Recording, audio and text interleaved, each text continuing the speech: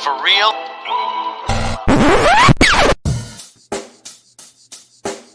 Check the mic and make sure it sound right, boys.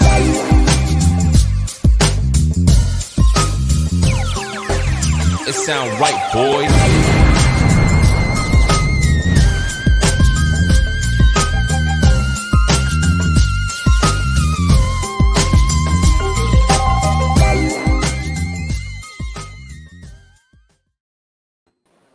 All right, guys. Hope y'all guys are ready because this is something I was looking forward to for a pretty good while. Wanted to see this new installment of Halloween. I'm going to go ahead and let this be floating at the bottom. That way there's no confusion. If you come in here, it is going to be Halloween Kill spoiler talk. We're going to talk about the movie, break it down, what we liked, what we didn't like. And it sounds like we might have a little bit of a difference of opinions according to certain things and whatnot. But nah, man, how you doing, Caleb? Well, I'm doing awesome right now because my Cowboy just won, so I'm really hyped right now. Wow. I know we're not talking about football right now, but I'm just on a super high right now. I mean, yeah, obviously you're hyped up about that. How you doing? How you been doing, Rob? I'm doing great. Really excited to talk more about Halloween Kills tonight with you all. So pleasure to be here. Thanks for having me.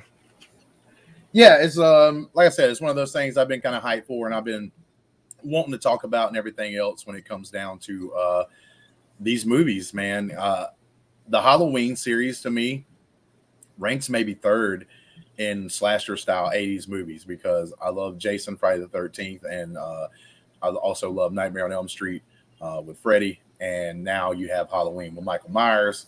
But I've always kind of appreciated Halloween, even though it was like third ranked. I just love these kind of movies when I was growing up. Just like people have their arguments about who's going to win, Thor versus Spider-Man or something like that, right? In comic books and characters and stuff. Like me and some of my friends would get together and just argue who would win out of, Jason, Freddy, Michael Myers, and like Leatherface. And we'd have our arguments about who would take out who and all this kind of stuff. But yeah, man, we'll get into it here. If you do watch, this is like a test run right here, something I've never done before as far as our reviews go. We've always recorded them and then released them on YouTube, and everything else like that. This is like the first time we've actually went live during a review for any type of these movies and stuff right there. So if you have any questions or whatever and you're in the chat, just save your questions and stuff because we'll take them at the end of our review. If you have any kind of things like that. Other than that, y'all can comment and talk to each other and stuff like that. It'll still be cool. Doing that and everything else. But yeah, man, let's get started. We'll start with you, Rob. One of the first things I like to talk about is the acting and directing. Now, this also qualifies as anything technical about the movie, right? So if you really love the score or something like that, you can put that in this category. But the acting and the directing of the movie, Rob, how'd you feel about it overall? Yeah, so I mean, once again, Jamie Lee Curtis isn't in this one as much as the first one, but this movie is not about Laurie. This movie is about Haddonfield as a whole dealing with the fact that Michael is back. And I mean, Michael it's open season for him. It is straight up open hunting season for Michael Myers. And the performances in general, I think were all great. For me, the biggest standout of this film was Judy Greer as Karen. I really think we got some character development with her and her kind of dealing with the fact that she spent her whole life thinking her mom was kind of crazy for constantly living in fear of Michael Myers returning and all this sort of stuff. And then dealing with the fact that it's happened. He's here. He's back. She's trying to deal with that. And I just felt like her performance was really good. I mean, David Gordon Green was great, with this one again as the director. It's nice to see him take on this trilogy as a whole and not just do the first one and then pass the torch along to somebody else. Right. And one of the things I forgot to do at the very beginning, I'll go ahead and do it now before we get Caleb's thoughts, is so we are talking about Halloween Kills, directed by David Gordon Green, writer Scott Timms. Obviously, John Carpenter and Deborah Hill get some kind of credit here because this is original property by them. A couple of the stars here, because I'm not going to go over all of them. There's a bunch of cast. Jamie Lee Curtis, Judy Greer, my man Rob just talked about, and Andy Matichak. I think I said that name correctly. IMDb's got it rated right now with 19,000 reviews at about a 6.1, so a little bit over halfway. And Rotten Tomatoes right now has this film scored at 40% critic, 71% audience score, which I find, pretty interesting. Like, and I like to like pull that up and talk, at least tell people that like what other people may be feeling about the movie. But Caleb, man, go ahead. What do you think overall? Acting, directing, all the technical aspects of the movie.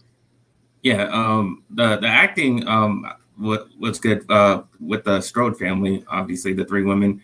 I thought they had all really good performances, and I wanted to see more of them. They weren't as much in it, and I would like to see more. I think the cop dude really did pretty well. They went a lot into his backstory, and I thought he played his part really well. And all that, the whole time they were in that hospital, I really liked all that stuff that was going on there. And the directing in this is where I kind of had a problem with, more with the script and the decisions that were made, of how the mood was switching kind of moods sometimes, and how what they did with certain motivations and characters, those type of decisions. That's where I kind of have a problem with. But how they filmed the kills and everything, I was all cool with that because I thought it was pretty damn cool. So I like that part. But it was really just come down with scripts and the directing decisions that I had a problem with. All right. Yeah, man. Like here, I'll break it down. Like I love most of the acting. Look, when I go into a movie like this, when I go into a movie that's a strictly horror movie, something like, obviously the movie we're talking about, Halloween Kills, I'm not going in there expecting Academy Award performances. I'm not going in there even expecting anything even close to that, right? Like I'm going in there to see people basically with their acting ability and not like make a bunch of huge mistakes or make something like super terrible, right? Like I'm in there expecting mediocre or middle, not really mediocre because that's like a little bit below, but I'm looking at something that like grades along that middle score and above, right? Like that's about it. I don't want anything like super bad and terrible, obviously, but I expect them to have a little bit of like the acting and everything else and all that, like, but I'm not going in here expecting someone to blow me out of the water with the performance, because that's not what the movie's about. That's not what horror is about in most cases. Like it's according on what kind of story they're telling, but in a slasher style movie like this, it's all about just doing the right things and having like a good cast right around you, like people playing the parts that they play. I thought the casting was really super good in this. There's not one person that I would pick out and go, oh, this person was terrible or any of that. Like I thought everybody in there kind of fit their role and fit their place. I really love the fact in the directing part of it, how this movie, like really, because like one of the things I did and I almost advised more people to do was I went back, saw the 2018 Halloween, like the very first one they did, and then I went directly to the movie theaters. I was in my movie seat within like 15 minutes because I live right down the street from the movie theater. I was able to get there pretty quick. So like I left, went, watched that first one, and then was able to go sit in my seat within 30 minutes or so. And the movie like was almost about to start for this new movie. And I loved how like they took things, even minor characters in the first movie, and they were in this movie. They wasn't forgotten about.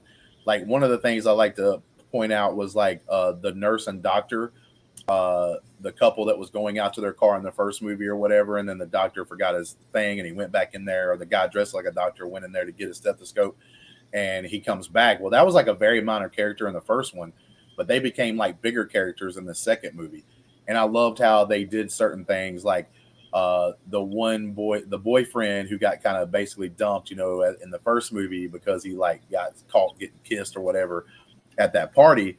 Like he shows back up in this movie and he ends up walking into his friend that died in the first movie, right? Like he's still hanging up there because all the chaos that went on. And this movie seamlessly to me moved in from the first movie. The second movie was almost like right now, I think if you were to go and watch both movies exactly at the same time, like it would just be one really long movie, which I thought was like really cool how they set that up and how they did it.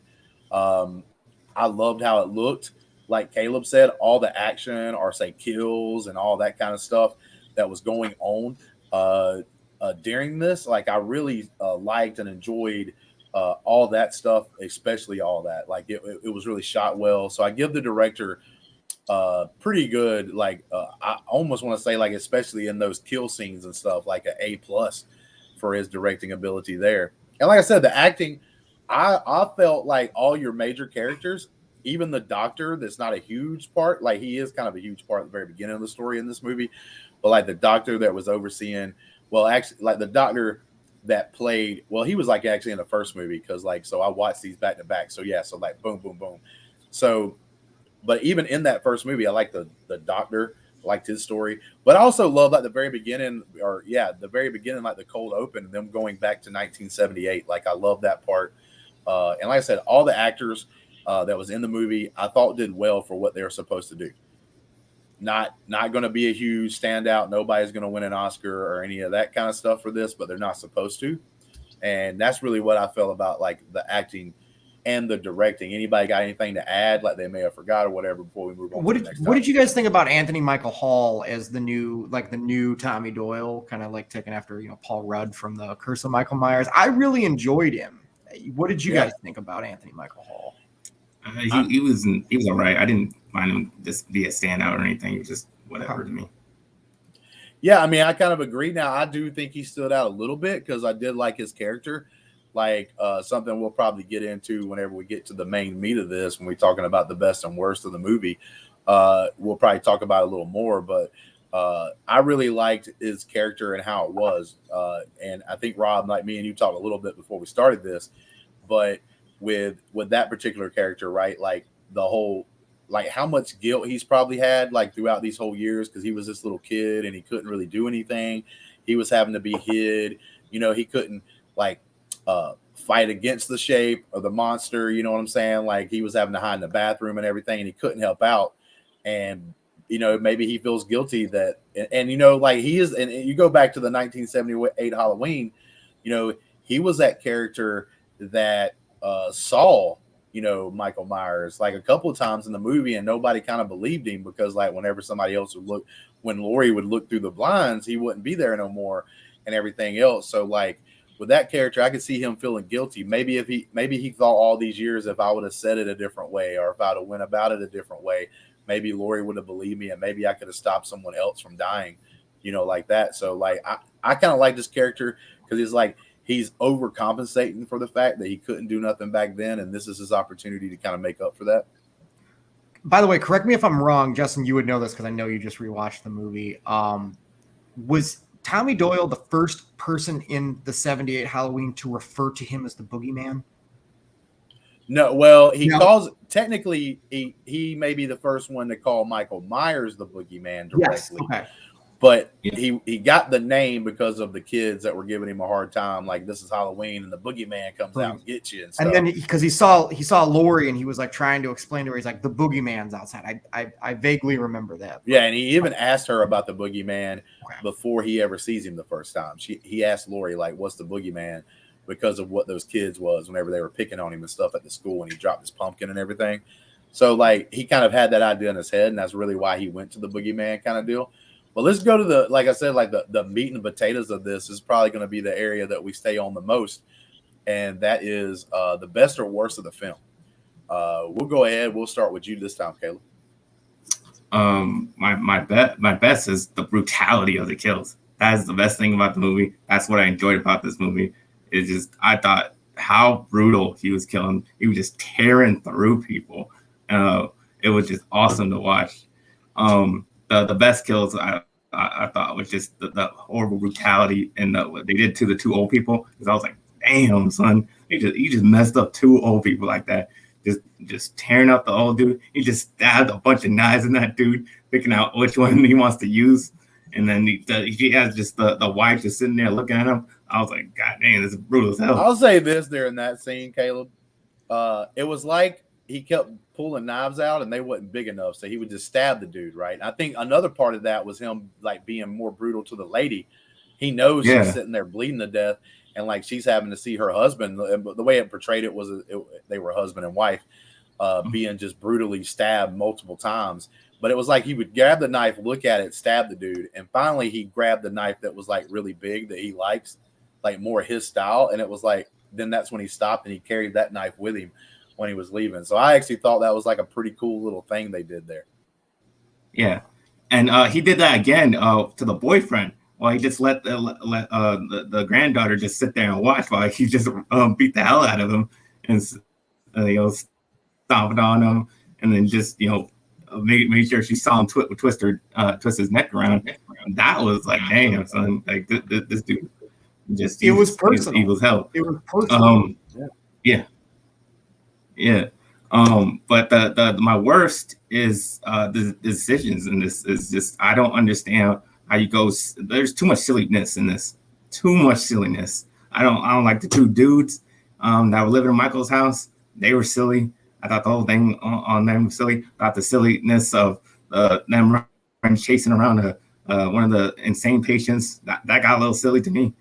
Didn't agree with that. I kind of just thought that was a waste of time. Like I don't care. He just jumps out a window and just dies. And now we all look stupid. Oh, great, because you all are stupid because you make stupid decisions. You guys don't freaking kill this dude. When you literally have him on the ground and you don't do nothing, you sitting there, all you do, just cut his head off, do something, cut all his limbs off. Why you just standing around him? The firemen do stupid decisions. They literally take them one-on-one. Why are you taking them on one-on-one? You stupid. Go high, go low. Like, goddamn, are you that dumb? Like, these people are dumb. These people are this small ass dumb. Y'all need some education on how to fight because y'all stupid. That's my worst. That's a lot of unpack there, man. But look, I'm going to tell you this though. This is like a thing that's been used in almost every slasher movie. Not everyone, obviously, the people that survive most of the time or whatever, they make the smart moves, but everyone else make the dumbest moves you could possibly think of in all these movies. So, like, I don't ever get sidetracked with that. I don't never get turned off by that because, like I said, I'm a big, huge slasher film fan from the 80s, and that's just what happened. You always had the smarter characters, obviously, that usually either last very long in the movie and get killed just for dramatic purposes, or they survive the whole thing. But it was like so much in this movie. Dumb. That's the problem. It was so much. Like every character was dumb. Like except for obviously Laurie. Everybody else was just making dumbass decisions. Laurie was like the only one that was, and she wasn't in the movie. That's the problem. The smart character wasn't in the movie. She was in the hospital, not doing anything. The rest of the characters we're focused on are the dumb characters, and it's like, why? Like, I don't want to see these dumbass people. Yeah, I want to see them get killed, but like they're just doing dumb shit. That's all they're doing. Well, I'm gonna go ahead and tell you this, Caleb. If you were to put, say, 1,000 of us that don't play movies, right? Like we don't play in movies and that kind of thing. You put us in a stadium, right? We're standing in the middle of a stadium, and they release like on one side of the stadium, Jason Voorhees, like. But because he's real, this is figuratively speaking, right? Like he's real in this scenario. He's real. Jason Voorhees on one side, Michael Myers on the other. I'm gonna tell you, oh sweet machete, but I'm gonna tell you that like even us that watch and will say the things that you're saying right now, like oh my god, how'd they make all these stupid decisions? This is dumb. Like 900 out of those 1,000 people are gonna make some dumbass decisions. And probably going to some people would die from being trampled because they would do stupid ass decisions on like trying to all go for the same door and stuff like that. So like that would happen in real life. And I mean, it happens all the time, for instance, like with real life situations and stuff like that. Like people. Yeah, but that's the thing. They were going into this fight knowing that they were going to die, ready for a fight, and they still make stupid decisions. Well, the fire department man didn't know what was up. They thought home dude was dead, burned alive in the middle of a damn house. But he comes out when you're in a fight. When you're in a group, it doesn't matter if you're scared or not. You can attack them together. You can have, you can go. You don't have to go on 1-1. Well, I get what you're saying, but now you're kind of bashing on every like martial arts movie that I love because that happens all the time in those movies. There's like 10 dudes. Well, okay, if you know martial arts, I'll let the martial arts take him on by himself. But if you guys have weapons and you all don't just stand there and say, okay, let me take him on one-on-one. Let me do it. No. One go high, one go low. Let's fuck him up. That's it. That's what you do. I got you, man. What do you think, Rob? Your best and worst. All right, so I'm going to start with the worst, and then I'll move to the best. The thing that probably annoyed me the most about this movie, and once again, I really enjoyed it. I've seen it twice already, was the constant like references to 40 years ago. oh, remember when we were kids and we'd sneak into the Myers house? I had that conversation with Lonnie. And like just the 40 years ago, it's like, I say this about a lot of films. The studios sometimes I feel think their audience is dumber than they actually are. And it's like, you don't need to keep saying 40 years ago, like your audience, not all of them, but a lot of them understand, okay, yeah, 1978, 2018, this one, we know what's going on. If you lived in Haddonfield, you wouldn't be going around going, oh, remember 40 years ago? Remember 40 years ago? It would just be like, Michael's back. That's all that would need to be said. Does that make sense? Like that was my only real gripe with the movie was whoever, like the screenplay, they could have taken some of that out and it just wouldn't have been, along with the other mental patient. That whole 5-minute sequence, I just feel didn't need to be there. It just kind of took away from the actual plot of the film. Talking about like when they're going after him in the hospital situation? And Karen's trying to help him, and then he ends up jumping out the window, and Lee Brackett goes, he's turning us into monsters. You know, like that. Yeah. Those were my only gripes with the movie. But yeah, and then the best for me, I don't know. I'm kind of torn between. I really liked Karen as a character, but for me, I would say probably the best for this movie is the fact that we got the flashbacks from 78 and we start to understand a little bit more about Sheriff Hawkins and where he was that night, how he was involved with this directly, and the bond that him and Laurie have. That scene when he comes into the hospital room and like her facial reaction is like, this is somebody that I've cared about for a very long time. Like this is a dear friend of mine. So to see him come in and then that kind of bonding moment that they had where they both know it's up to them to make Michael disappear for good. Like that was just like, oh, that's the perfect part. Yeah. I mean, I'll get in mine. I'm going to tell you what, man, I don't think anything in this movie is the worst. I love this movie. I love this movie for what it is. I understand when people try to say like the hospital scene with the extra guy, right? That I understand like, oh man, why do we need that? We needed that because like one thing about a movie is this movie, look, they made a decision. This movie was called Halloween Kills for a reason because Michael Myers was going to be basically like the winner of this. This was like, and I'm not trying to say this movie's even close to Empire Strikes Back as quality, better movie or anything. But it, like original trilogy Star Wars, this to me was like the Empire Strikes Back, like middle movie where you're not going to go home necessarily happy because technically the bad guys win. In this movie, the bad guy had to win because we already knew there was a third movie coming. And I'm going to tell you, I'm actually glad that they told us that before this movie even came out, that we were going to get a third one, because then my mindset changed a little bit. I was like, oh, hell yeah. I was like, so this means Myers, he's got to be brutal in this movie. And like, I was like, all right, cool. The movie's called Halloween Kills.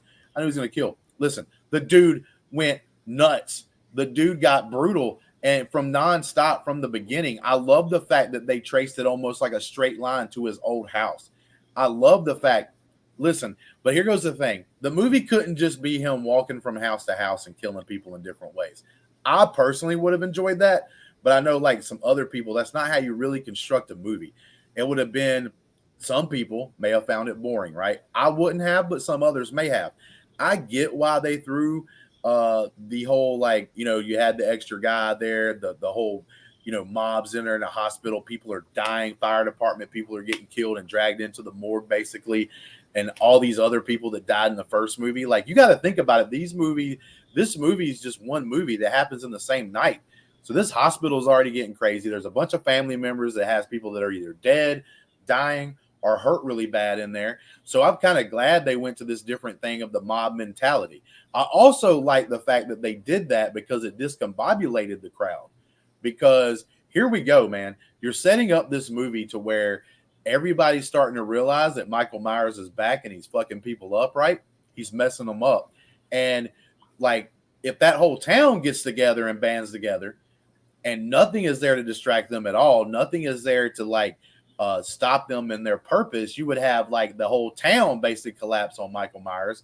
And that would even be more crazier, right? Like, how the hell could Michael Myers survive this? So one thing they set up was that guy also escaped. That guy was the guy that they thought Michael Myers was in the car, because they don't, like, some of those people don't know what Michael Myers looks like, or even like looks like in the mask or whatever, right? They haven't seen him. Some of these people live here in this community that are like newer to the community. They don't know the whole story and all that stuff. So like, it was cool that they confused him possibly for Michael Myers. The windows are fogged up. You saw that. That was obvious. Like, they made you look at that. They spoon fed you that, right? Then they went around and started like, so he was the one in that car, and then he ends up showing up at the hospital because he's not actually this super crazy person trying to kill folks. He's literally just a crazy person that needs help. He actually goes into the hospital asking for help. That's what he's actually saying when he goes in. And you had this mob mentality, and one person's like, oh, is that Myers? Because it's a crazy person. And they all try to go after him and stuff. And it made the crowd, the mob, like I said, discombobulated. It wasn't a cohesive unit, obviously. I think that like adds to the movie, because like I said, if all 50 to 60 to 100 of them went straight for Michael Myers, it's even more unbelievable that Michael Myers is able to escape at that point. Now, because of what happened, and now people are starting to feel bad. Oh crap, we fell into the trap. Like, we fell into this mob mentality, and this one dude that's possibly innocent died because of us. Well, now part of that crowd goes home, or part of that crowd goes to be with their family that's in the hospital. Now they're not all up in arms, right, holding the pitchforks ready to burn everything down, because now they're like, they realize that like, yo, this might not be the correct way, right? So like, I didn't mind that part of the scene, that you had to have some reason to where this mob gets kind of torn apart and not going to be full 100% strength. So I'm fine with what they did. It did show a little bit of the mob mentality feel that happens in everything, even on Twitter. Whenever people start hating on something, a bunch of people show up out of nowhere, hating it with you or liking it. It could go both ways like that. But nah, man, the brutality of this movie is what I wanted to see. I loved every minute of it. I get what Caleb's talking about with the fireman. I do understand like his complaint there, and that's a legit complaint. But at the same time, I pointed out earlier, every one of my martial arts movies that I love always has the one badass dude standing in the middle of about 20 MFers, and none of them comes at him at the same time. Or when they do, it's obviously choreographed, right? There's no going high and low. They just both show up so this dude can do a split kick or whatever and knock both of them out. But in most cases, it's one-on-one. So I'm fine with that. I'm fine with that in this movie. He walks out, but I'm going to be honest with you. If a dude walks out of a burning building, just killed two of your buddies, like, I don't care if you're a fire department or not. I guarantee you, out of like, let's say there was, I think they ended up in the movie saying there was 11 people, like 11 firefighters that were either injured or dead. Like, so 2 of them were already in the house. So there's 9. We can relate and say 9 were outside. Look, half of those, when you see a dude do what he did, shit they pants. Okay. Now they worrying about doo-doo being in their pants because like, yo, bro, like, and they embarrassed about it because like this motherfucker just came out here. He's got a weapon and he messes that first dude up without even asking. Like, people just don't do that. This dude's crazy, man. So like, he comes out and he just starts wasting folks. Some people are going to freeze in that moment. Now I do agree, Caleb. Like, yeah, but they're firemen. They take on danger all the time. Like, yeah, but not. I don't think they're freezing up. Not this kind of danger. I disagree with that. Like I think they'd be ready. Look, Caleb. Fire scientific. Michael Myers isn't. Like, there's no rhyme or reason. Well, they don't know that he's not scientific. They just think he's a dude walking out of fire. But like I said, I was fine with it because a lot of other movies do this, not just in a slasher style. A lot of other movies do this. And then he went through the line of killing people. Now, I do appreciate they did 2 things in this movie as well. I love the fact that Haddonfield is this small community, a small town. And what do we normally see in those kind of things? Is a bunch of hicks or whatever in most cases, you know, that are racist or something possibly. I do love the fact that this movie didn't really like let you think about that, because that old couple was a black and white mixed couple, which I thought was pretty awesome for them to do. Like, because you don't see that a lot in movies, especially like older people doing it. And even in their little short period, like where you see them talk and everything right before Michael start, like, I believe that they were a cool couple. Like, I would have liked to have hung out with them, you know, and drank a beer with that couple, because they seem like they were a real life like couple. And I do like, it's been 40 years. Somebody's gonna buy that damn house, Caleb. Somebody's gonna live there. And I do like, I love the fact that they chose to go LGBTQ community here. Big John and Little John. I'm not saying because they were gay, I'm just saying they acted silly. And no, I didn't say you said that. I'm saying that I love the fact that they did that, but I also love the fact that like I love that little bit of like, because it was a little bit of comedy, right? It's a little bit like funny, and in a movie that's I don't want to be funny. I don't want to be laughing in a horror movie. Bro, I laugh at almost every horror movie, to be honest with you. Yeah, the silly ones, but that's what they're two different ones. Like, that's what I'm saying. It's confusing. Like, am I supposed to be scared of laughing right now? I don't know.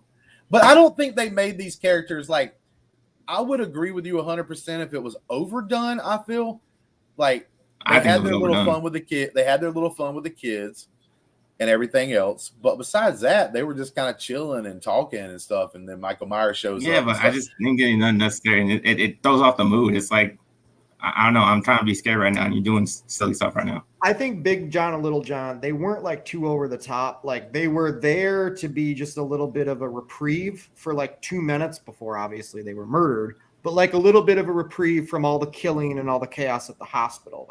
I thought I really enjoyed them. Yeah, my thing was, like I said, is like in a movie like this, you got to be careful, because literally they could have just made a movie where Michael Myers goes house to house on his way back home and just kills people. And then the story is that people start realizing he's killing people and they just show up to try to kill him. That would overall like not be a well put together movie because it's too simple, right? Like, so, and look, maybe some people don't agree with some of the decisions that were made. I was fine with the couple. I actually like the fact that the couple knew the history of the house and played into it. It was like they didn't care. Like they were actually thought it was cool they were living in this house that was once Michael Myers. It was the Myers family's house where the killing started and everything. But like, I have heard some people talk about that when they go back, the cold open in the 1978, and like even during the movie they kind of skip to that and show you a little bit more here and there. But I love the fact that like they put that in there, because as a great fan of I'm a big fan of the Halloween 78. It was pretty cool to see this like immediately after part of the story. Like, how did they catch? I love that shot when Michael Myers is outside the house after Loomis is asking the guy, like, did he kill him? Did he kill another? And they zoom back and it looks like him when he's the little kid after he had just killed his sister. Like, I thought that was an amazing shot in the movie and really super cool how they did that. And I love the fact that, like, not only is that guy feeling guilty, like the police officer is feeling guilty because he accidentally shot his friend trying to, like, get Myers, but he had no choice in the matter. But also, a lot of his guilt was coming from the fact that he stopped them from shooting the dude right in the head and ending it there, right? Like, he's the one that pulled the hand up for Dr. Loomis and everything else. The deal is like, I just want people to realize things. When you come at the new, like, look, I get Haskell. I understand 100%, man. And like, you can ask us some questions. Anybody that's in the chat, when we get done, we're going to be taking questions. So if you actually have questions for us or like answer them, save them to the end. I'll let you know when. But like, the thing is I get where some people like Haskell's coming from. But Rob, I just did a movie trivia like challenge thing on your channel, Halloween 78, which I did very well in. 28 out of 30, and one of those questions I missed was a brain fart. Like, I messed up. I didn't hear. But you knew when she was born. Like, that's, yeah, exactly. I knew when that girl was. I knew when Judith Myers was born. Not November the 10th, 1947, baby. But I'm just telling you right now that, like, we forget that movie right there that we so-called love this franchise for. Like, I want Haskell to take a step back. Go back and rewatch 1978, okay? Because here's what I'm going to tell you. When I got ready for this trivia, I went back and watched 1978 a few times to get ready for this match. There's a bunch of different things that are a problem in that movie. We love it because it's 1978, started the whole franchise. We love it because of that. But you go back into that movie, Michael Myers pulls up right across from the Wallace house in the car, gets out, and then walks up to the house and stuff like that. How does he move his car? There's a part in the movie where Annie is laying dead in the bed in front of the gravestone. Well, let's say that he moved his car later on. We just didn't get to see it, right? The Illinois State car, the doctor car. let's say he moved that, right? While that car is not there anymore, let's explain that away. Let's say he moved it while we wasn't watching Michael Myers, because we're not following Michael Myers during the whole movie. But how did he carry that big ass gravestone from like 5 to 6 blocks down the road in that short period of time to get it there to set up the Annie-death, like the death like way he's got her laid out? That's two things right there. Also, on top of that, Annie goes to get in her car to go pick up her boyfriend Paul. When she goes over there to get in the thing, the car's locked. That's why she has to go back and get her keys. She goes back to get her keys. She grabs them. She comes back out to the car. She doesn't even try her keys. She just opens the door. Okay. At the very end of the movie, when they're going through the scenes, like showing you where, like, you know, Michael Myers had a big scene in or whatever, like where the staircase, and they show the living room. When they show the living room, the knife's still laying on the floor. Like, it's obviously not on that floor. She just used it to stab Michael Myers and threw it up underneath her bed, or up underneath the bed there. That wasn't her bed, but up underneath the bed up in the second story. There's a lot of issues with like the original 1978 that don't make sense, right? I think this movie overall makes sense. Now, you may not like a certain part of this movie. You may think they wasted time a little bit, too much time in 78. Because they went there a couple of times, because they also showed how Lonnie was able to, he almost had a face-to-face encounter with the shape. Actually, he's had 2 face-to-face encounters. He had the one that they showed in this movie, but in the original 1978, which is still canon for this movie, Lonnie is the first one that really gets touched by the shape, because he grabs him and Lonnie as a kid runs away after he gets through picking on Tommy Doyle. So the thing with this is what I want you to see is that there's problems with the first movie. This movie right here at least made logical sense all the way through. Like I said, you might not like the directing choice of using an extra like crazy person to get this mob mentality feel and to make a break in the movie. Maybe you think they went back to 1978 a couple of more times. Maybe, like Caleb, you don't like a little bit of the comedy with the LGBTQ couple that's living in Myers' house at the time, right? Maybe you don't like that part of the movie for whatever reason, but at least in this movie, it makes logical sense. Everything does. And like I said, I watched the 2018 version right before I went to the theater with like a 30-minute break. I felt like I'm getting it confused in my head, because I felt like it was one full movie that just needed to be spliced together, and you wouldn't be able to tell when one movie ends and one movie begins. It's a seamless fashion and everything else. So like I said, I get where people may not like a couple of things, but when I see people on Twitter or I see people out there saying this movie was a mess, bruh, 1978 was a mess. It was a mess, but we still loved it. That's the thing, right? Like, what are you willing to like let go? When I go watch this movie, and I'm going to let everybody else finish up with anything they want to talk about right after this, but when I watch this movie, I went to watch this for the kills, and I got a bunch of them, and they were all nice. They were all creative in different ways. Like, people got stabbed and killed in all kinds of murderously mayhem fashion, which was just awesome. I think everybody who watches this movie can agree 100% on the fact that this movie was so brutal that they love that part. Almost, I have not seen one person that did not like the brutality of the movie. It looked great. The gore itself looked very well done. Secondly, I love this movie because like it let me go back and see some of these characters like Lonnie. He was a piece of crap little kid. He was that piece of shit kid you wanted to punch in the face. But now he's grown up and he's a little different now. He's a little bit better, right? That thing changed him. That part of his life changed him from then on. It was cool to see Tommy Doyle and what he was doing and stuff like that. I also like the fact that they wasn't going to try to stick with super realism here, because when you go to the end of the movie, when Michael Myers is sitting there getting his ass whooped, which was a cool scene, right? You get to see Michael Myers get some just desserts. He's getting that butt handed to him. But then at the very end there, I love the whole, there was a voiceover during that moment when they go shoot him in the head again. I thought that was a pretty cool callback where they're about to do the same thing, but this time it's Lee Brackett, you know, the father of the girl who gets killed in the first 1978 movie. He goes to go do the one to pull the trigger, and right when he goes to do it, home dude Michael Myers is more than what we thought.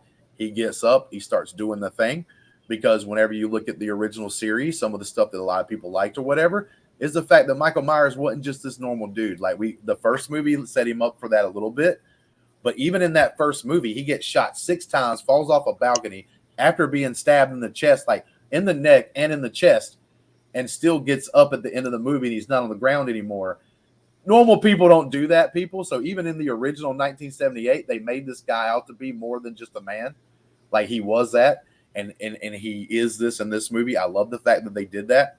That he comes back, he does his thing, and I can't wait to see the ending movie. Now, I don't know if I would have liked the ending of this movie if I didn't know there was a third.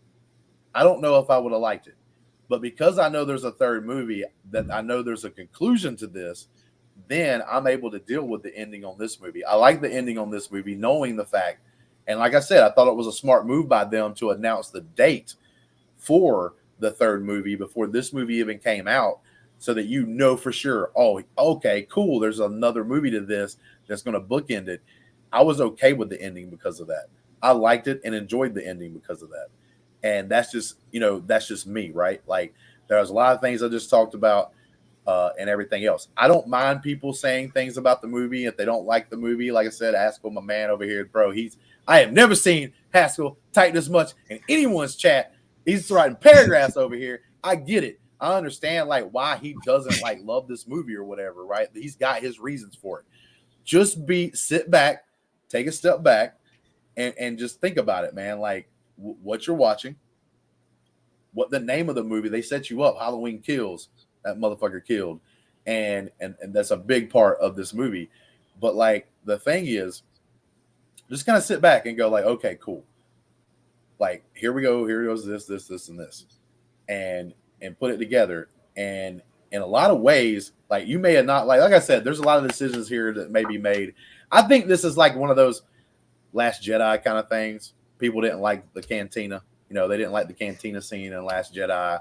They may not have liked everything they did with Luke Skywalker kind of thing, but it was story beats that was told. But that doesn't mean they don't make sense. That just means like you didn't like what they did, like in that part, in that part. You know what I'm saying? But like Caleb and Rob, man, if I have any other comments. Yeah, I mean, right out of the gate, you had mentioned that shot, which was beautifully done, where they pull back, where the police have him surrounded in 78. I love the little Easter egg of the Strode realtor sign, like in the yard. That was like just perfectly put there. But, Justin, to go along with all of the points that you've been making, I can't say this enough. None of the other Michael Myers films exist in this universe. There's the 78 one and now. And so it doesn't matter what anyone's preconceived notions of Michael Myers were, because this is the new canon, the new storyline, if you will. And I love how it's you kept using the word continuous story. It's a continuous story. The third one will be a continuation of 78, 18, and 21. And I think the problem that this franchise has had more often than not in years past is the director shows up for a movie. Okay, it's like, did they even watch the last, 3 or 4 that were made? They make it, they pass the torch on to somebody else 4 years later, and they make another one. And it's like, whereas with this, is it perfect? No, not at all. This isn't One Flew Over the Cuckoo's Nest here. This is this is a Halloween sequel movie 43 years after the first. Right. It's a movie, you can follow it.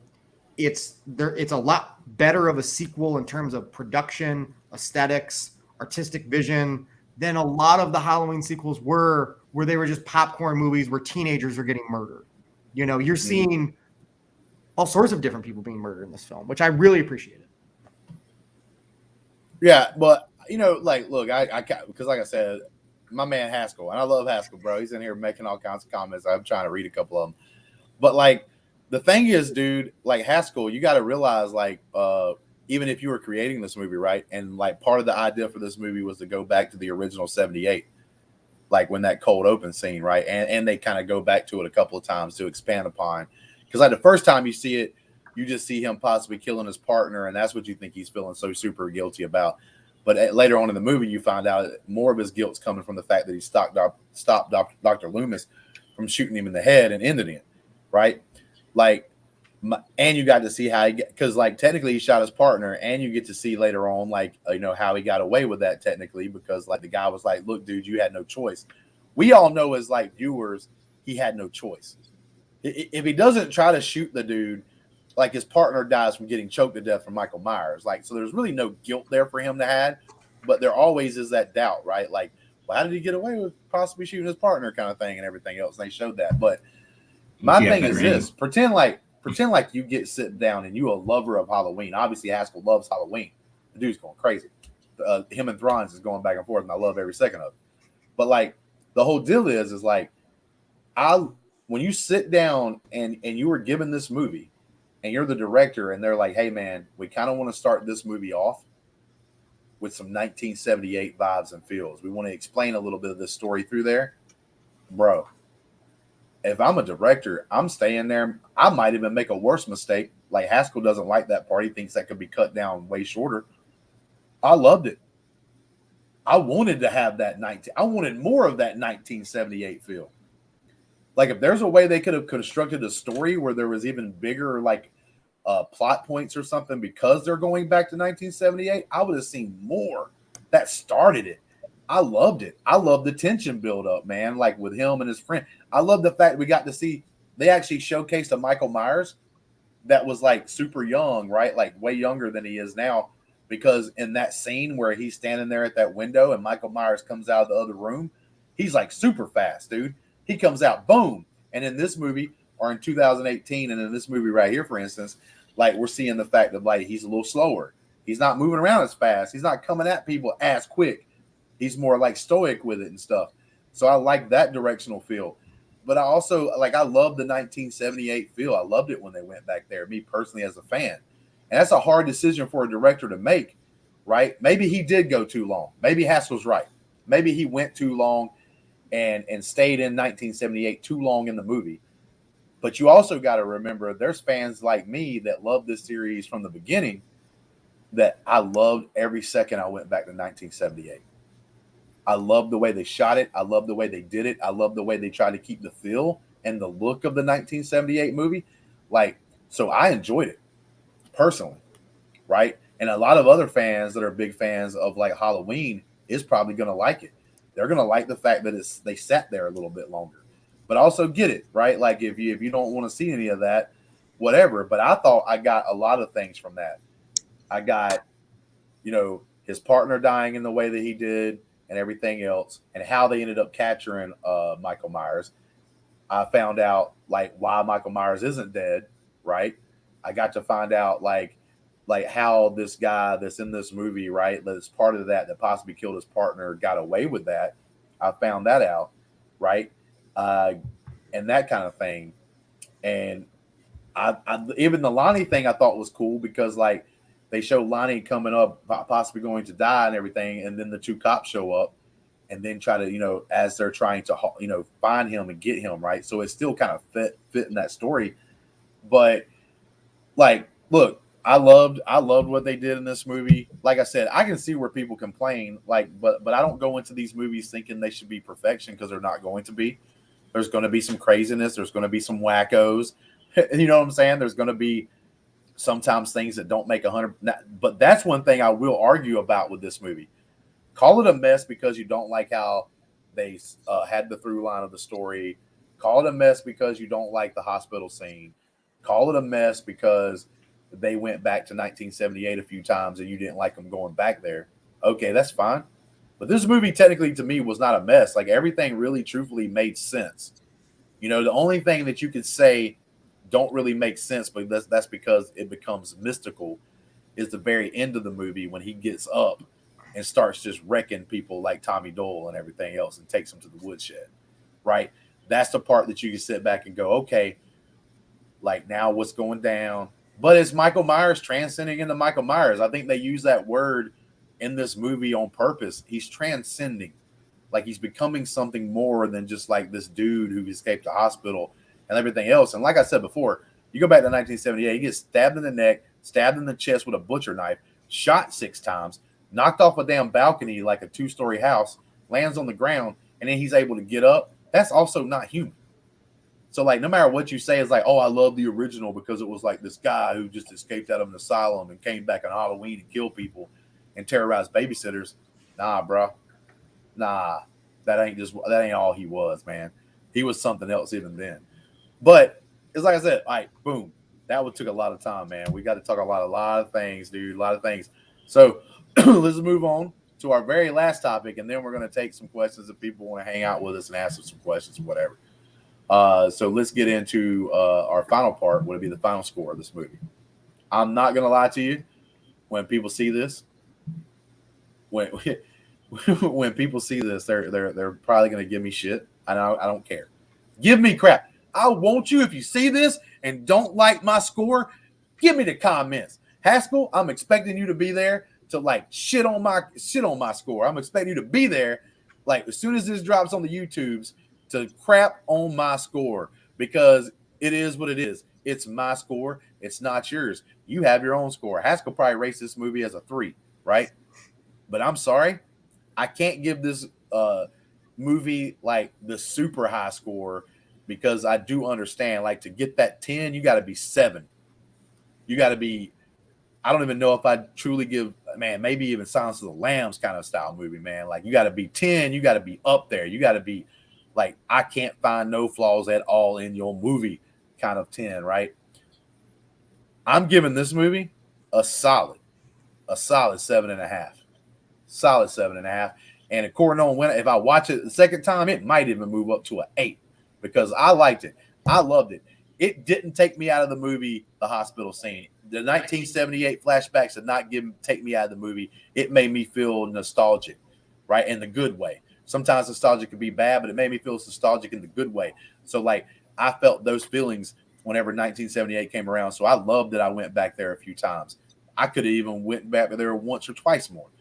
But just the brutality of this movie, what it's supposed to be, the fact that I knew this is the middle movie to like a trilogy basically that's going to happen, and me knowing that beforehand, I can walk in with that different perspective, right? Like, I know that no matter what happens in this movie, like it or not, and I'm going to tell you, Caleb, you brought up a very good simple fact, and one thing that I almost want to give this a higher score on the movie for.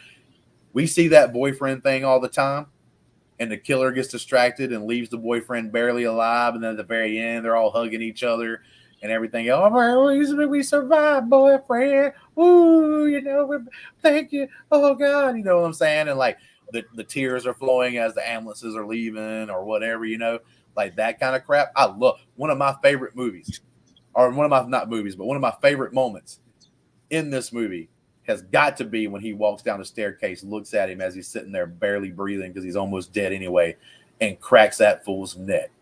That right there was super brutal, because it set it up like all these other style movies do. It sets it up for the not kill. It sets it up for he walks past him, goes to go after her, and then something happens and they're able to stop it, and then the boyfriend barely survives. Nah, bro, your neck just got broke. You was just a small piece of the puzzle to the cog of me walking out of this house. Like, I'm breaking that neck. I love that part. But yeah, I give this a 7.5. I might see it in a different time and make it a full 8. But right now I'm stuck at a 7.5. Caleb, what you got? Yeah. So like I said, I like a lot of stuff in here. Like the them bringing all the characters back from the first one. I really like that. I like the in the bar scene where they're going over how it affected them. And I really like all that. Like I said, I loved all the brutalness of it, like all the kills. I thought all that was really, really cool. Just these characters and these decisions annoy the hell out of me. I don't like them. I mean, they're stupid to me, and that's why I'm kind of mixed on it, because I liked some moments. I thought there was good moments. Like that. I did like that they go back in the past, and I did like that he's such an unstoppable force. But the cop, like you said, he got shot 6 times, and the sheriff knows he got shot 6 times. He's still up. So why you know that? Why are you shooting him in the head? Why aren't you doing more? Why don't you know that whatever they're doing is not killing them? Because you're stupid, and the rest of all your characters are stupid.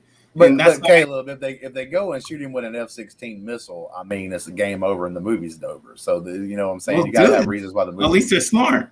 I don't care. End this damn movie with. I'm going to ask you, Caleb. Sometimes they do this on purpose. Okay, I want to ask you about the particular house, the people that's staying in the Myers house, Little John and Big John. Did you at least get that enjoyment when they got just massacred in the house? Did you at least like have a smile? I'm not saying I didn't enjoy. I just was confused. Like, I'm just not trying to laugh right now. I'm just trying to be scared. I don't need this right now. Like, I thought it was funny that he did him up in the picture in the same photo in the same way. I thought that was funny, but I'm just sitting there and just like, okay, but it's silly to me. It's silly. I don't need this silliness right now. But that's what I'm saying. Like, there's good parts I like, and there's bad parts I like. So I'm like mixed on it. So I have to give it right in the middle. I'll give it a 5.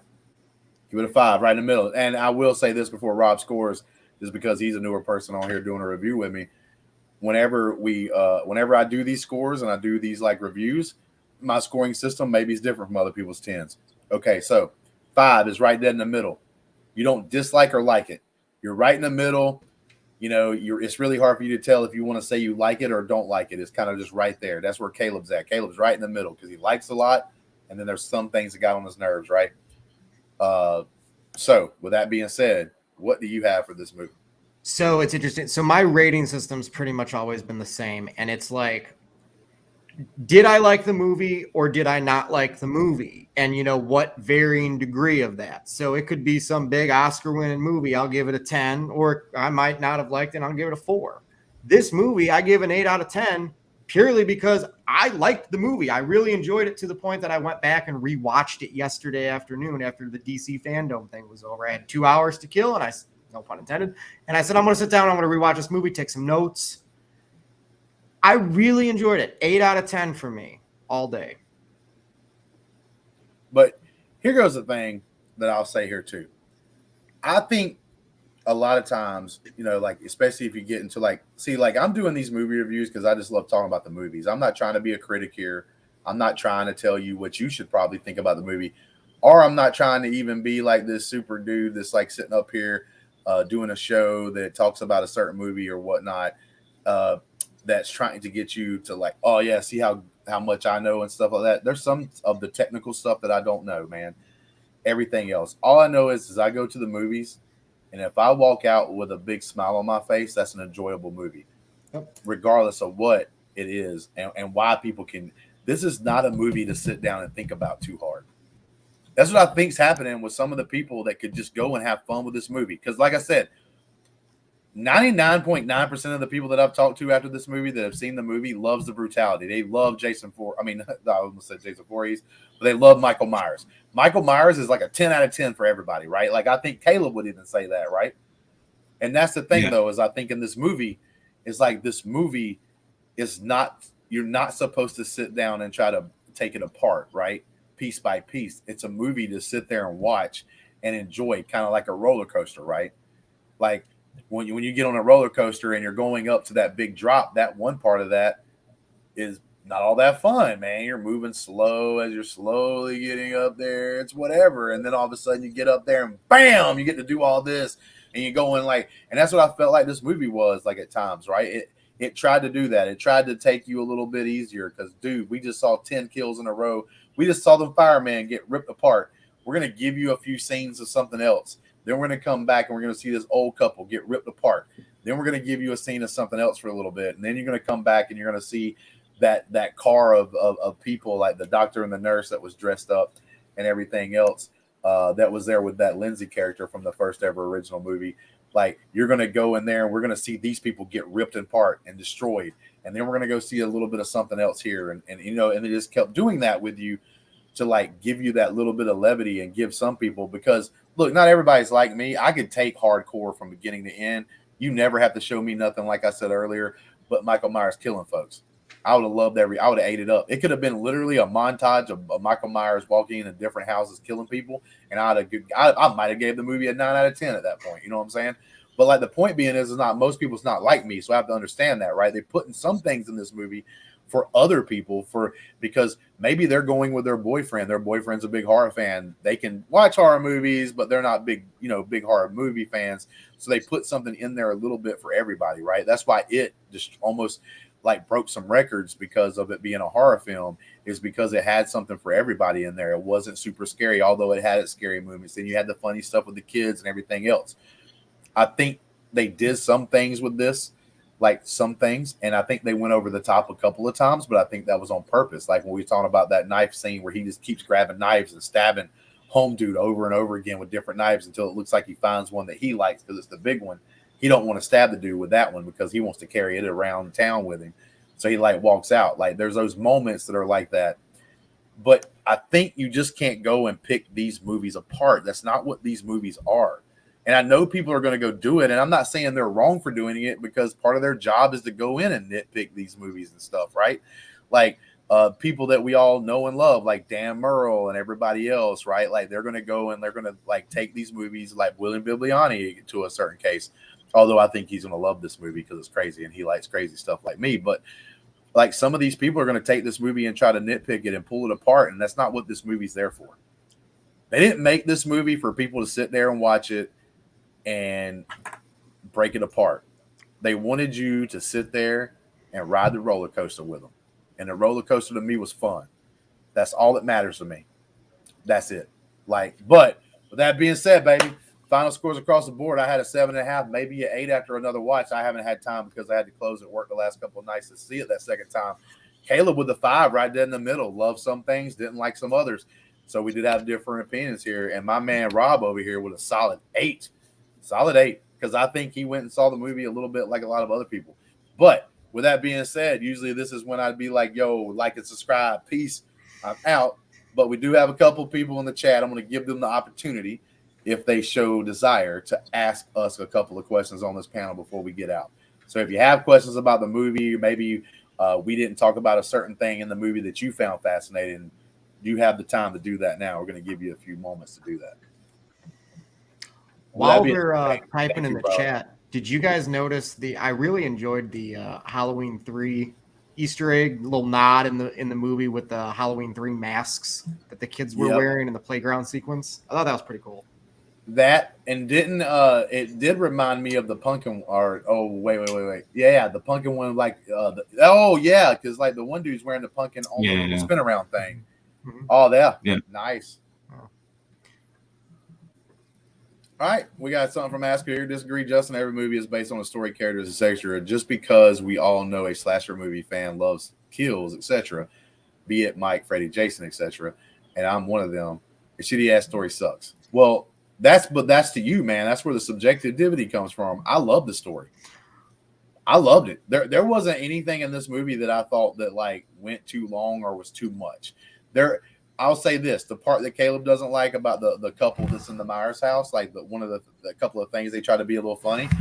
I feel like they didn't do it too much for me to not like it, but they were probably getting close to that borderline to where if they did it a little bit more over the top or a little bit more funny, I think I would have been at the same place that Caleb's at. But they didn't overdo it to me. The 1978 stuff I love because I felt nostalgia. And like I said, to me, it was good nostalgia. It wasn't like, to me, it wasn't a complete waste of time. It still told a little bit of a part of the story. And I like being in that world again and that kind of thing. And I didn't mind the hospital scene, to be honest with you, because like I said, you had 100 people there ready to go kill Michael Myers. There's no way, I don't care how super powerful he was, that he would have beat 100 folks. So you had to have some way to like discombobulate that crowd, that mob and that crowd. And I think the way they did it made sense. I mean, as far as I thought it was fine. Now, is it my favorite part of the movie? No, but I understand what they tried to do there. So I was glad they took me onto that. Yeah. Big and Little John. Big and Little John. Yeah. But another reason why I think it was too much, because they had another couple doing the same silly nonsense. Like what the black couple was also silly. I thought they were a clown show too, because she literally shoots herself in the face. Like this, and he dies because that's because you don't know how to use a gun. She didn't know how to use a gun. She said, "Give me this. I know how to use this." She literally said that. She does know how to use a gun, and she still shoots herself in the face. And the dude doesn't know how to freaking, strangle a son of a bitch. Like he's doing it all sideways, and he gets killed. That's what I'm saying. Listen, I think it was overdone because you have two couples doing the same silly nonsense. Listen, I'm just going to tell you this. That particular spot that you're talking about there, Caleb, I actually kind of liked it because to me, I was sitting there trying to count like what Jason, or I keep saying that, but what Michael killed someone with. I was like, all right, so he's got a knife a couple of times. He used a light bulb from a kitchen in one kill. And that I considered that a kill by door. She didn't just shoot herself in the face. She got hit by the door. She shot herself in the face. But she got hit by the It was door, done knocked for- down, and tripped, and then like shot herself in the face. It wasn't like she aimed for her face. It what I'm was saying. silly. I give that kill to Michael Myers for the door slam thing happened, knocking her back. I'm gonna go ahead and go to Haskell again and the ending. Okay, so I love Michael getting his ass whooped, taking a 2-minute power nap, and killing everyone. So an entire town, hundreds of people, cops coming in from towns all over, just stop the massive manhunt for him. Let Michael get away as the next movie. There is a 4-year time jump. Now that's something I may not like, right? Like I didn't hear about this 4-year time jump thing. I also kind of sort of get it though, because like at this point it wouldn't make like all the stuff Caleb was saying with the fire department people and what Haskell just brought in there.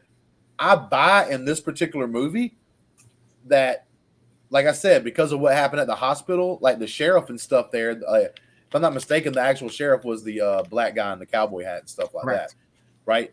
Like he's messed up because he lost control, right? Like, so he's messed up and everything's happening so fast. And half this mob went away because like they probably just went to be with their family or something like that, because they're like, oh shit, this one guy probably died innocently and we were part of it. We're dumbasses. So half the mob went away. Then you have the people that were greatly affected from the original time, like Tommy Doyle and stuff, that stayed together. And they still showed up to whoop his ass. And they actually did it for a while, right? I actually do think I may be starting to lean, and this is something that just happened right now. I'm kind of glad we did this live so Haskell could pull this up. Was now I'm thinking about it, the 4-year thing does make sense, because I don't think I could agree with a movie that happens directly at the end of this movie and we don't have army tanks. There's got to be a way that Michael Myers goes away and everybody's like, well, what the hell happened? Maybe he did die because we injured him so bad or something, right? Like, or what have you. And then he comes back and surprises them like 4 years later, because I do think if this next movie were to butt into this movie, it wouldn't make sense if they just didn't like, everybody get out of town, and they just napalm the shit out of Haddonfield, right? Like, why at this point, if you don't have like literal military people coming in because of how many people he killed, in those movies combined, that like it wouldn't make sense to me. So maybe the 4-year jump I'm not as like sad about, because I kind of understand why they would try to do something like that to give it a little bit of time to breathe. Yeah, I read about the time jump last week, and then I also read that the Blu-ray is going to have a different ending. So it's neither here nor there, but interested about that. Now, Haskell, I will say that you're like, well, it's a way to get the movie, Laurie in the movie and stuff, because she was badly injured in this movie. That's why she wasn't. I heard a lot of people complaining Laurie wasn't in this film very much and whatnot. But the biggest thing is, like, you got to realize she probably got stabbed in the stomach because she's not Michael Myers. So, like, it actually hurts her. Okay. She was still in this movie a decent amount, but I get it. You have 3 movies. It's like she's probably going to be the ultimate person that takes out Michael Myers, right? That does the final thing that takes him away. Like, this movie gave you time to see other characters try to do that for her, right? Because she was injured. Now, because they couldn't get the job done, she's going to get it done herself. But he says 4 years, 4 to 6 months. Okay, well, this is the thing, man. It's Halloween, baby. It's Halloween. It's got to at least be a year. It's not Easter. Yeah. You can't be having an Easter party, and Michael Myers shows up. It's got to be Halloween, baby. Like, and I think Halloween's the perfect holiday because, like, a dude wearing a mask is not like uncommon at Halloween. So it makes perfect sense. Now, his mask and the way he looks should be plastered everywhere. So, like, he shouldn't be able to get away with it. But, like, straight up, I actually, you got to at least have a year. They'd have to at least have a year. Like, maybe he comes back next year at Halloween and everything else. Halloween.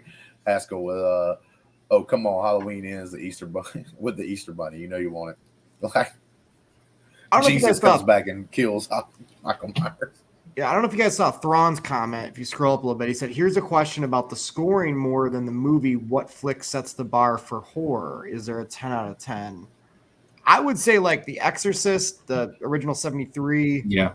The Silence of the Lambs. Things I don't count that as horror, though. That's the big question here. Okay. Is that certain movies I don't put in the horror category. Like two of my favorite movies and two of the movies in my top 5 movies of all time is 7 and Silence of the Lambs. Even though those movies have like horror style, like dark tones and stuff to them, I do not count them as horror. So that's why. As far as straight horror movies, I really don't think I would ever have a 10. Exorcist is one of those that can be up there. It's classified as horror. I see why it's classified as horror, because it's dealing with the supernatural and stuff like that. So that would probably be one of the movies out there that gets the closest. But I'm thinking, I don't think straight horror anything will ever get that top like 10 out of 10 from me. Like, it would be crazy if something horror, strictly horror, does. One of my favorite horror movie films of all time is Nightmare on Elm Street 3, The Dream Warriors. I can't give it a 10 out of 10. It's a great horror movie, and I enjoy the shit out of that ride. Matter of fact, I had the same amount of fun watching Halloween Kills as I remember watching The Dream Warriors, because of the fact that I wasn't trying to like pick it apart. I literally was just enjoying all the creativity stuff that they were doing, all the kills and all this stuff that I'm there to watch. Same thing with this Halloween Kills. But The Dream Warriors, Nightmare on Elm Street 3, I would never give it a 10 out of 10. It's obviously got flaws in the movie. It's got one of the coolest kills of all time. Like, I saw the World Girls was talking about like best kills. One of the best kills of all time, I guarantee you, that did not get brought up, is the one girl in Dream Warriors where she's watching the TV and she's falling asleep and passing out, and you've got Freddy Krueger's on the TV and she gets closer there to try to turn the channel. He reaches out of the TV with his arms and grabs her by the head, lifts her up, slams her head into the TV, and it kills her. But right before he does that, he says, "Welcome to prime time, bitch." One of the greatest kills of all time. Like, but my thing is, though, is like a true horror, it's not supposed to be 10 out of 10.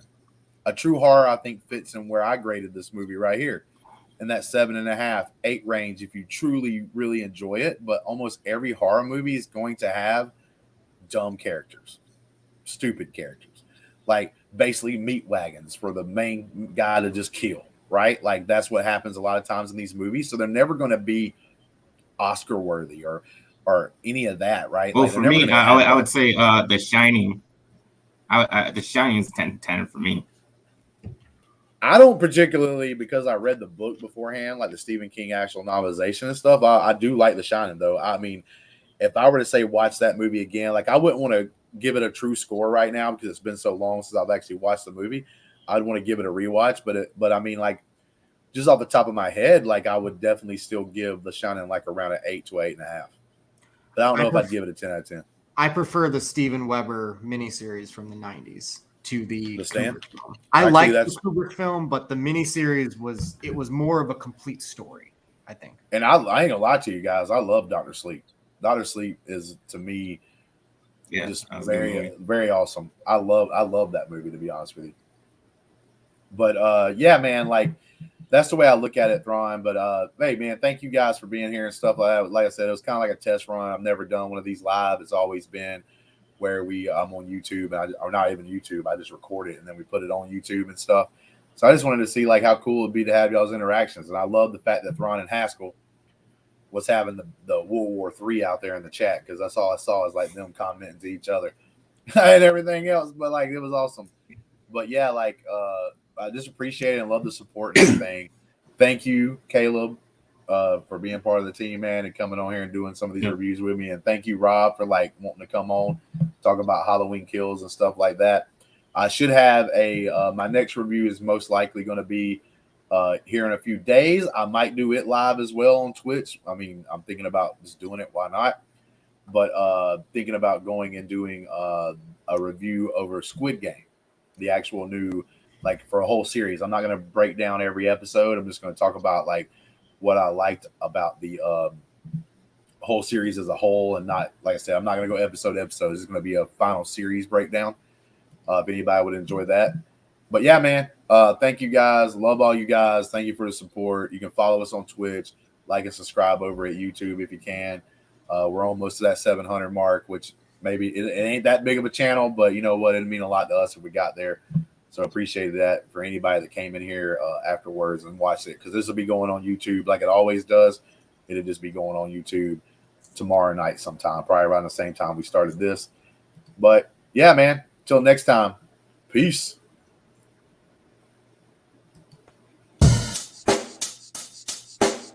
Check the mic and make sure it sound right, boys.